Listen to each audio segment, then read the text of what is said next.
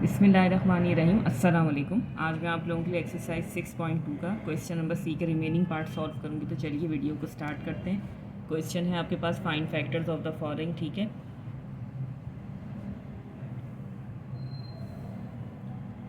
इसमें जो फार्मूला देखें यूज़ होगा वो मैं यहाँ पे आप लोगों के लिए लिख देती हूँ।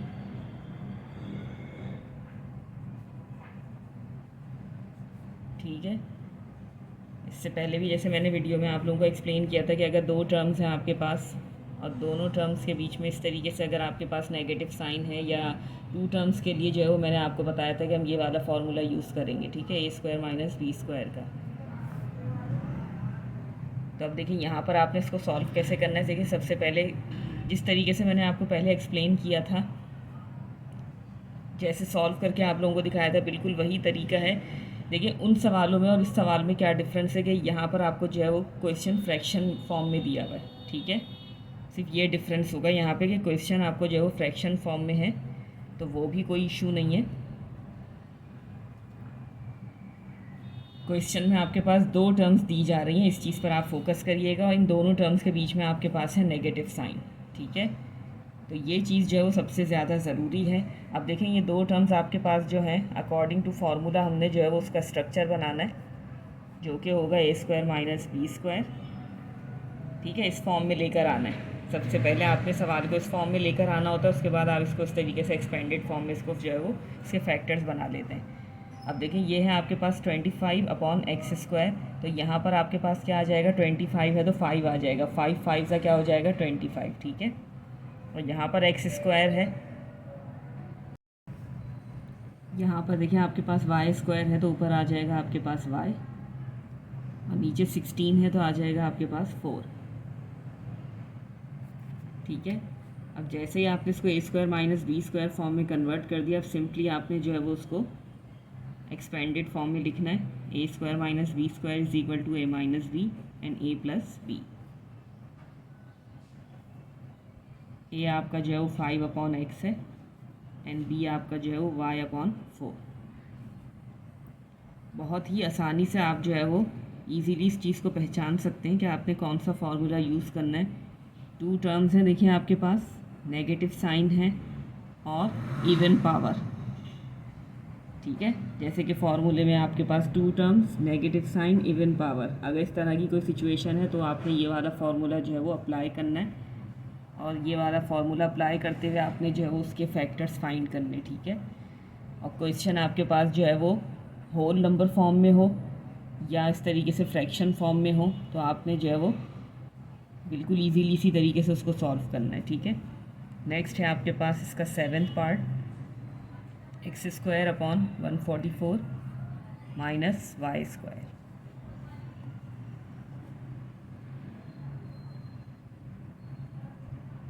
अब यहाँ पर आपके पास एक टर्म जो है वो फ्रैक्शन फॉर्म में है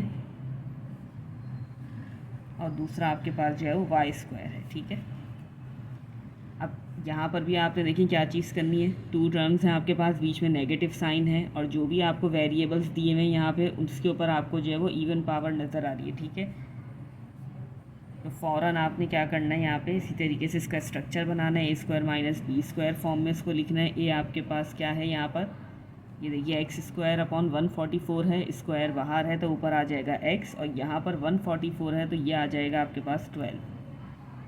ठीक है, 12 आपके पास होता है 144, और यहाँ पर आपके पास वाई स्क्वायर है तो सिंपल आ जाएगा आपके पास वाई।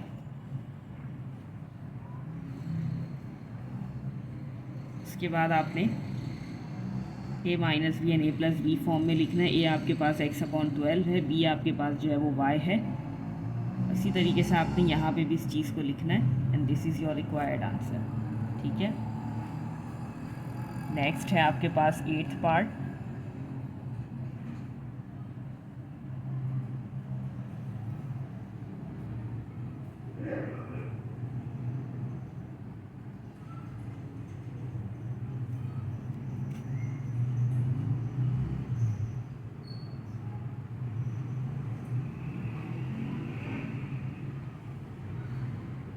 अब देखें जो कोफिशेंट है वो आपके पास कोफिशेंट फ्रैक्शन में दिया हुआ है।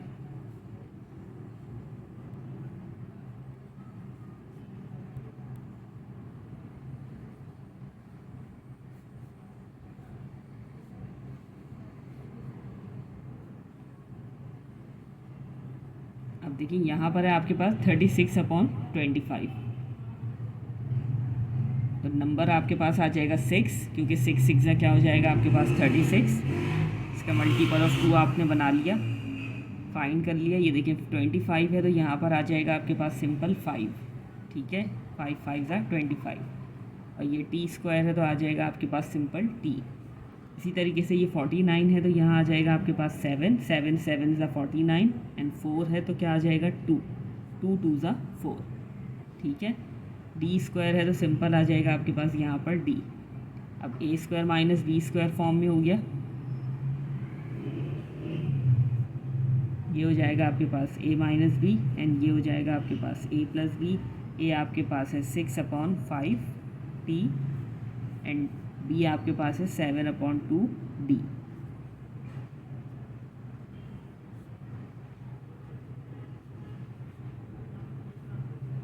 This is your required answer. Next है आपके पास क्वेश्चन नंबर 9, जो कि है c square minus a minus b का होल स्क्वायर, ठीक है। अब यहाँ पे देखें जो सेकंड टर्म आपके पास है वो ख़ुद 2 टर्म्स पर मुश्तमिल है, ठीक है। बट आपने यहाँ पे इस चीज़ को फोकस करना है कि ये आप इनको 2 टर्म्स जो है वो यहाँ पे बज़ाहिर आपको दिख रहे हैं, बट इसके ऊपर जो है वो ब्रैकेट है, तो आपने सिंगल इसको जो है वो यहाँ पर कंसीडर करते हुए सॉल्व करना है। किस तरीके से,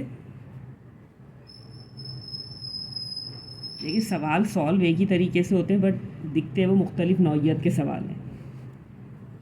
अब देखिए सबसे पहले नीचे कॉपी कर लिया, अब आपने यहाँ पर भी क्या चीज़ करनी है, सबसे पहले इसको बनाना है a square minus B square form में। अब यहाँ पे मैं कर्ली ब्रैकेट का सहारा लूँगी, ठीक है, इस तरीके से, क्योंकि इस पर ऑलरेडी ब्रैकेट मौजूद है, तो ऐसे लिखेंगे इसको, ठीक है। a square minus B square form में, b आपके पास क्या है, ये इस तरीके से ब्रैकेट था पूरा, इसलिए मैंने कर्ली ब्रैकेट लगा के स्क्वायर कर्ली ब्रैकेट के बाहर लगाया।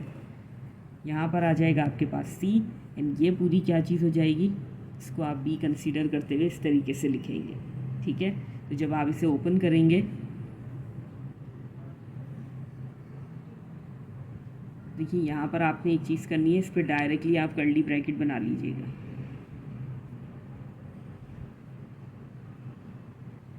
ठीक है, इस तरीके से। या आपने कर्ली ब्रैकेट बना लिए, ए आपके पास क्या हो जाएगा c, एंड b आपके पास क्या हो जाएगा a माइनस बी, ठीक है। ये आपके पास a हो गया, ये पूरी चीज़ b हो गई, तो ये a माइनस बी हो गया। इसी तरीके से आप लिखेंगे a प्लस बी, चाहे तो आप इसी को ही आंसर कर दें, ठीक है, चाहे तो इसको जो है वो इस तरीके से भी लिख सकते हैं आप, c minus plus minus a and minus minus plus b, ठीक है। यहाँ पर भी आप स्टॉप कर सकते हैं इस चीज़ को, और इस तरीके से इसको सिंप्लीफाइड फॉर्म में भी लिख सकते हैं, plus plus plus a and plus minus minus b, ये भी आपका आंसर हो जाएगा, ठीक है। नेक्स्ट है आपके पास इसका 10th पार्ट।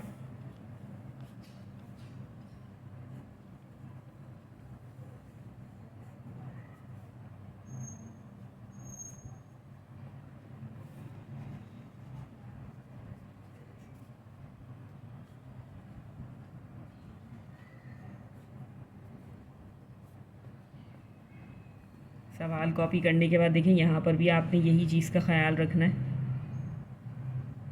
सबसे पहले आप a स्क्वायर का ब्रैकेट आपने बना लिया, और इसी तरीके से b स्क्वायर का आपने बना लिया ब्रैकेट।